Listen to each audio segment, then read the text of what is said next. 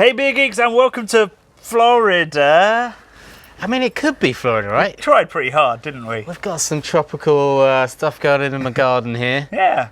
What you can't tell is it's only 10 degrees. So we brought the weather back from Tampa Bay, where we were back in May. So we've just come off a run of all the content that we shot while we were out there. So we thought we'd have a little catch up on the best breweries that we'd collected and brought back from our trip over there, of which we brought a lot of beer back. Yeah, the ones we hadn't drunk yet. Yeah, exactly, or that Brad hasn't drunk in between May and now. So these are our favourites, our highlights from the trip to St Pete, Clearwater and Dunedin. I'll drink to that.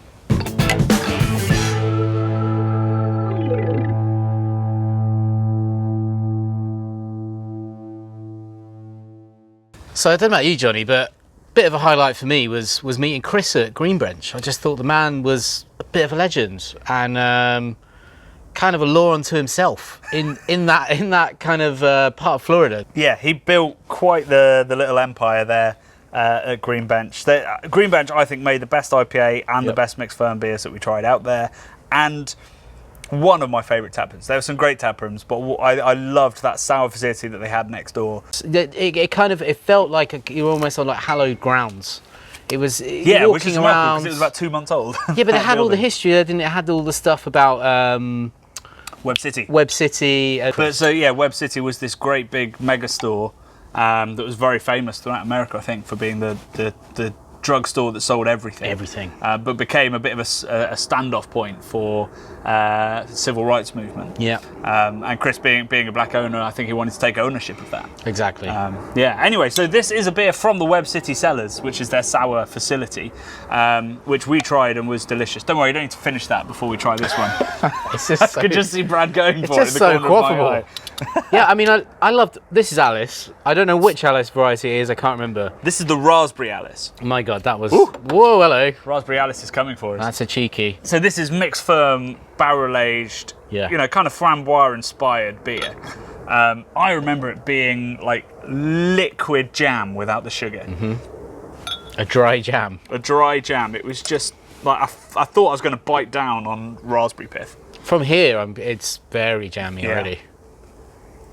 Oh, wow. God, it's so good. I dread to think what amount of raspberry went into this beer. How is this even liquid? That's the best raspberry beer I think I've ever had. I mean, I don't know what percentage that is, but it just tastes like you're just drinking a field of raspberry. Yeah. Or a hedgerow. They don't grow in fields, do they? Hedgerow of raspberry. Yeah, hedgerow. Yeah, I mean it is, because like raspberry jam, we say raspberry jam, but jam's very sweet. It is like raspberries just straight off the bush. Amazing. Really tart and wild and endlessly fruity. Yeah. Really tart juice. The tartness is great, isn't it? It's really cutting through. It's almost like cranberry tartness. Yeah. Yeah. It's absolutely stunning. So the other brewery that we did a full-on feature on was Seventh Son. Because lots of people had mentioned that brewery as an inspiration for them. Mm-hmm. So I remember Devine did. I'm pretty sure Chris mentioned them because they started, similar time. Similar time. And lots of people who were making Florida Vice were mentioning that they were trying the ones being made by Seventh Son. So I was intrigued to meet them, wanted to make a film with them, and then we met Devon, who was just great. Super cool lady. Such a lovely lady. Yeah. Clearly an incredible brewer as well, because she's built that brewery from almost nothing and is making phenomenal and super varied beer, which is why we've got a 6-pack rather than just the one. She was also very generous. But, she was very generous too, yeah, so we got some beers to take away. So the variation in this little 6-pack that we've got is remarkable. So we've got a double IPA called Sticky. We've got When Life Gives You Lemons, raspberry lemonade Gosa. Should we try the Florida Vice, seeing as this is a video about Florida? I think we probably should. So this is awesomely called Do You Even Sudachi, bro. So it's made with Sudachi fruit. I have no idea what Sudachi is. No. So I'm going to have to read it off the back of the can. So Japanese citrus fruit with notes of lime, grapefruit and black pepper. So it's really crazy pithy, tasting. peppery, zesty, limey thing. I think if I ate a bit of fruit, if I was in the wild, just to go off on a Brad tangent here. Yeah, you do that while I'm pouring. Like, say I was in a forest and I didn't know how to get out of it, and I ate a bit of fruit, and I'm like, that tastes like lime and pepper, I probably would stop eating it because I think You'd go to another fruit tree. It might kill me immediately. They always say don't eat stuff that's too bitter if you don't know what it is. Yeah, bitterness is a sign of poison, generally. Poison, yeah. But beer's not poisonous. No. Some beer. So I'm looking forward to this. So, right, yeah, let's see if we get any lime, grapefruit, or black pepper. Wow, it smells peppery already. Wow, that is really peppery. Wow. Ooh. Ooh. Ooh. It's kind of a wave. It's really interesting. Yeah, like a very structured beer, taken on a journey. I'm on the Brad Rad through the forest right now. Yeah, loads of lemon and lime at the start. Maybe some like bitter grapefruit kind of notes. And then a really earthy, peppery finish. Really earthy, peppery. Yeah. Like, it's reminding me of a certain spice in curry, like cumin or turmeric or something. Really earthy. Maybe turmeric. Very interesting. Lemon and pepper, I like that because the combo I think is a great flavour. Lemon and pepper chicken, it's a classic. That is a classic. So that fruit knows what it's doing. I think that'd be kind of great in an IPA. Yeah, man. Or a Saison. I mean, it's got that herbal sort of Saison stuff. Yeah. And that's a great name. Sudachi Saison. Yeah. Devon, you can have that. Can we have a bottle of it? So this was a surprise present. When the last place we went to was Dunedin Brewery, which is the oldest... Continually operational microbrewery. We couldn't get it right in the other video either. In the state of Florida. Yeah, so 1996, I think it was. Yeah. So like the height of punk. Sorry, punk grunge even. Not punk. It's 1966, 77. 77 height of punk. 77. 1996 height of grunge. This is all going on the cutting room floor. So we were at Dunedin Brewery, and one of the owners was there, the son of the owner. Yes, a lovely guy. They were both great guys, they were actually. both lovely Super people. cool. And he put this in our hands. And being a very historic brewery, he gave us a very historic beer. So I think this was brewed in 2006, bottled in 2007, and it's a Flemish red, I think. Well, Flemish red style, a red ale, sour red ale, with raspberry. Amazing. Again, raspberry. More raspberry. It's very sort of dark fruity, kind of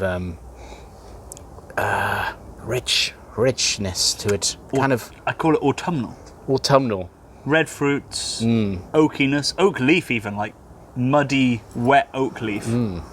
Leathery kind of quality to it. And then lots of red berry fruits. No caramel really, it's very, very dry Flemish red. It's got a kind of like a bit of a sort of a porty kind of nose, like a bit of acidity kind of. So that'll be from the fact that it's 13 years old. So there have been lots and lots of oxidation in here that will have turned to caramel, which would then have turned to musty, old, porty, fortified wine kind of character. Funkiness. Yeah. I think that's wonderfully complex. I'd want it a little bit drier, actually. On the nose, it was really dry. On this, it's a little bit sweet. I don't think the Brett's really taken it to town yet. Hasn't kicked in. Yeah. I've got a sweet tooth, so I really like the sweetness. Yeah. I mean, I'm Flemish Reds, I don't think they're supposed to be sweet, but like Duchesse is incredibly sweet. Yeah. It's like balsamic. So it kind of is to style, even if that's not where the style started. I think it's a lovely, complex beer. Man, and I love those vanilla notes and the really dry, oaky, like almost splinters, kind of oakiness to it as well. On a crisp, cool winter's night, sitting by the fire with a big lump of cheese, some little cheeky crackers, some parmesan, and this boy. Yeah, that would be beautiful. Amazing. It's a really lovely beer, and unlike anything else I think we had in Florida, everything else was bright, fruity, citrusy. Even the Web City stuff, like it's all about the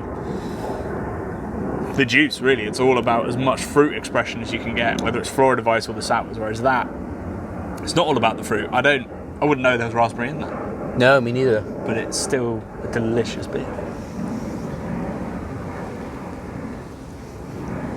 Now, Brad. Yes. I forgot to bring out the final beer. Oh, okay. I know what that means. And as if by magic. Wow! The blindfolded dinosaur arrives. Exactly. That's a sentence I didn't expect to hear today.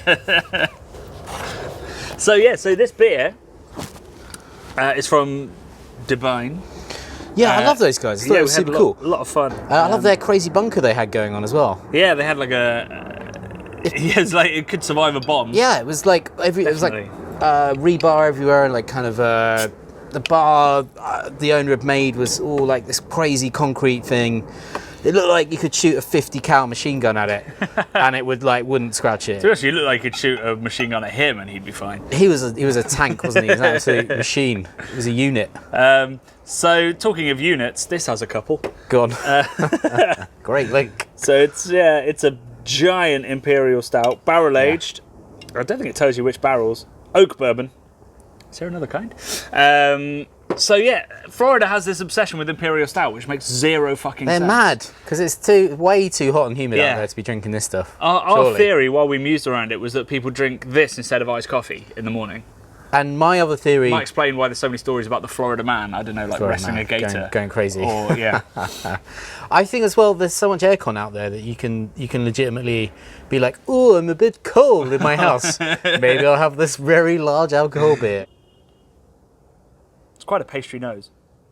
Yes. It's got that malted milk biscuit thing. A little bit of bourbony, vanilla. Yeah, it's got chocolate. It's like totally, 100% nailed it. Vanilla malty biscuits. Vanilla malty biscuits. Sounds delicious. Let's hope it is. That's tasty. That's nice. It's nice. It's not huge actually. It's really syrupy. Yeah. But then it is a really dry finish as well, which I appreciate. A lot of, certainly the pastry stouts are really kind of a bit too sickly sweet. Yeah, on the finish, you can't drink a lot of it. Whereas that, it finishes really bitter, lots of coffee, roasted coffee kind of bitterness, which means that syrupiness is just chomped away at by the bitterness.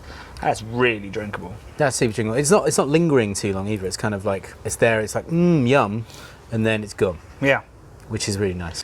Yeah, well, that concludes our little walk down memory lane of Florida. I hope you enjoyed the videos. If you haven't seen them, you can still see them at the end of this video. And remember that the journeys that we take are purely funded by you guys. So A, thanks for that, and B, if you want to see more great content, there's so many places we want to go, and we want to hear your suggestions. So join our Patreon, patreon.com/craftbeerchannel, and follow us on all the other social medias as well, where we're hounding you for money. But yeah, guys, thank you very much, and if you do make it to St Pete, let us know and say hi to all the guys and gals that we met. Cheers.